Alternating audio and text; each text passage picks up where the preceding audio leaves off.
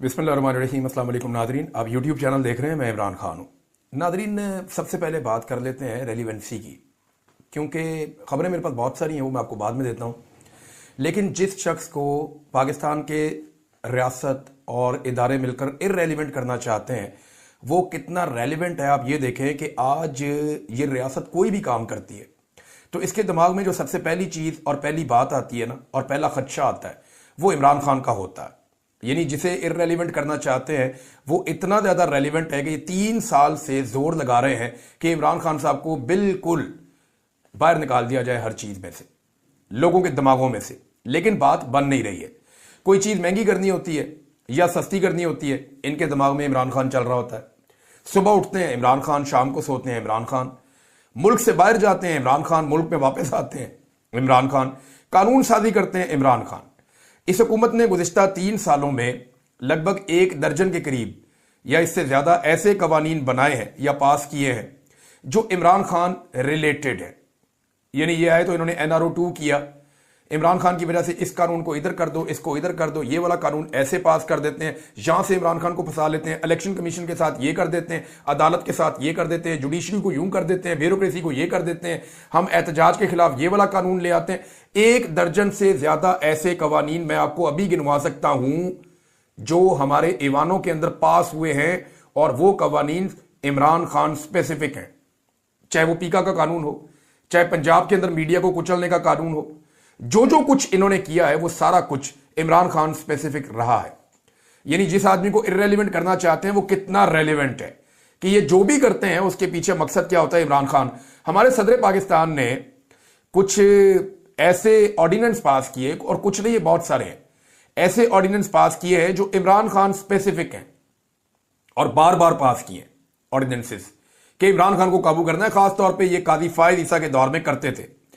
आईनी तरमीम के पीछे जो मेन वजह है वो इमरान खान है, धांधली के पीछे जो मेन वजह है वो इमरान खान है, हर क्रैकडाउन के पीछे जो मेन वजह है वो इमरान खान है, MNAs और सेनेटर्स को अगवा करके होने वाली तरमीम के पीछे जो वजह है वो इमरान खान है। कोई टॉक शो इमरान खान के नाम के बगैर मुकम्मल नहीं होता, हत्ता कि उसका नाम लेने पर या उसकी तस्वीर दिखाने पर भी पाबंदी है, लेकिन फिर भी हर जगह सबसे रेलिवेंट इमरान खान होता है। नए जजेस लाने की वजह इमरान खान है, जजेस का तरीक़ाकार तब्दील करने की वजह इमरान खान है, आईनी अदालतें बनाने की वजह इमरान खान है, एक जज को एक अदालत से उठाकर दूसरी जगह ट्रांसफर करने का इख्तियार लेने की वजह इमरान खान है।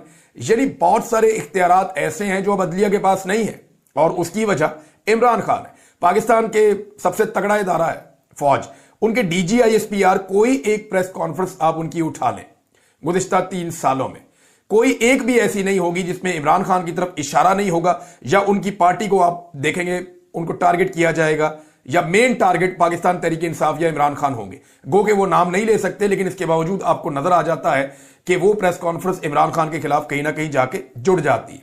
तमाम तकरीबात में इमरान खान की नकल करते हैं, ये हर जगह पे इमरान खान बनने की कोशिश करते हैं।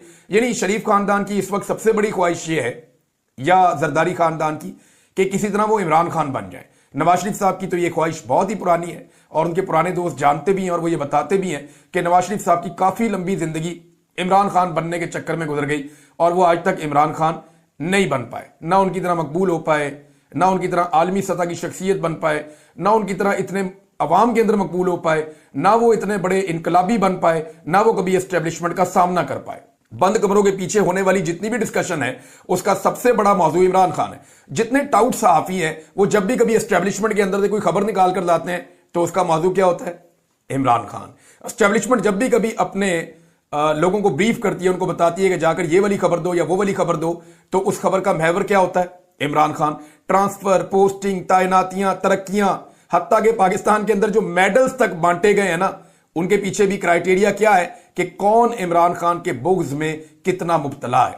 चंद लोगों को छोड़कर ज्यादातर लोगों को मेडल भी इसी बात के ऊपर मिले हैं, ट्रांसफर पोस्टिंग इसी बात के ऊपर होती है, और हर चीज के अंदर एक ही नुक्ता नजर है कि इमरान खान को कैसे कंट्रोल करना है। दहशतगर्दी के खिलाफ 20 साल से ज्यादा चलने वाली लड़ाई में इतने छापे नहीं मारे गए जितने इमरान खान और उसके हामियों पर मारे गए। इमरान खान के बकौल 1 लाख से ज्यादा छापे पाकिस्तान तहरीक इंसाफ पे मारे गए हैं। इतने दहशतगर्दी के मुकदमा दहशतगर्दों के खिलाफ इस मुल्क में नहीं हुए, हालांकि 25 साल से हम ये लड़ाई लड़ रहे हैं। जितने दहशतगर्दी के मुकदमात छोटे से वक्त में इमरान खान और उनकी पार्टी के ऊपर हो गए, एक एक पार्टी वर्कर पे, चाहे वो खातून भी है, दर्जनों मुकदमे हैं दहशतगर्दियों के और दीगर संगीन नौयत के।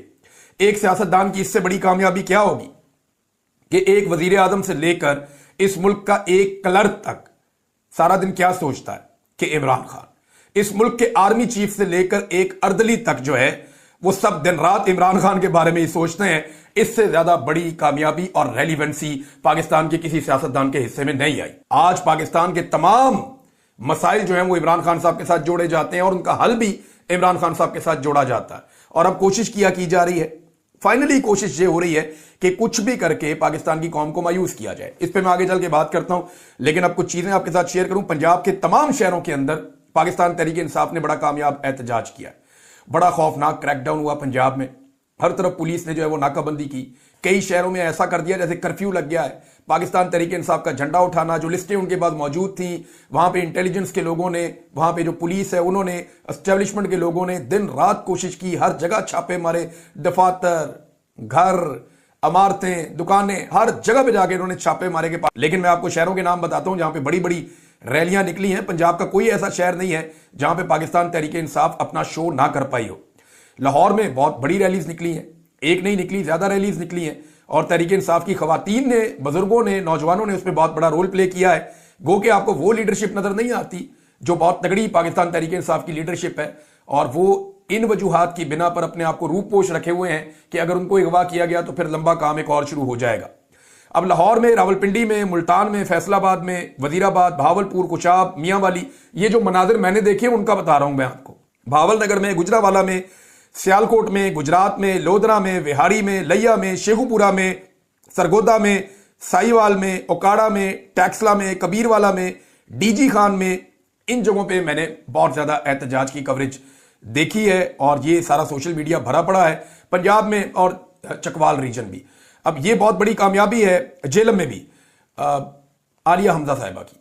देखें, आलिया हमजा साहिबा के खिलाफ ये रजीम, मैं आपको थोड़े दिन पहले से कह रहा हूं कि कार्रवाई जरूर करेगा और मेरे पास ये इतला भी मौजूद है कि आलिया हमजा साहिबा को पहले भी इन्होंने दीवार के साथ लगाया। वो बड़ी एक्टिव वर्कर है इमरान खान साहब की और अब उन्हें एक अहम जिम्मेदारी पंजाब में दी गई है और पंजाब में क्योंकि वो ऑर्गेनाइज कर रही है पार्टी को, तो उन्होंने बड़ी कामयाबी से अपनी पार्टी को बड़े तूफानी दौरे किए। उन्होंने पंजाब के मुख्तलिफ इजला के पार्टी को दोबारा से एक्टिवेट किया है, पार्टी को यह समझाया है कि विजुअल्स की इंपॉर्टेंस कितनी है, सोशल मीडिया की इंपॉर्टेंस कितनी है, आप जो भी काम करें आपने उसको किस तरह से सामने लेकर आना है। तो अब एक कोऑर्डिनेटेड एफर्ट है जिसके तहत पाकिस्तान तहरीक इंसाफ काम कर रही है। पुलिस के बड़े सख्त इकदाम के बावजूद, हालांकि एक पॉलिटिकल पार्टी है, उसका हक है कि वो पुरअमन तरीके से रैली निकाले, लेकिन आपको पता है पाकिस्तान तहरीक इंसाफ को दीवार के साथ लगाया गया है और ये पाकिस्तान की एस्टेब्लिशमेंट ने बाय डिजाइन किया है। इसमें अदलिया ने और ब्यूरोक्रेसी ने पूरी सहूलतकारी फराम की है, खासतौर पर पुलिस ने।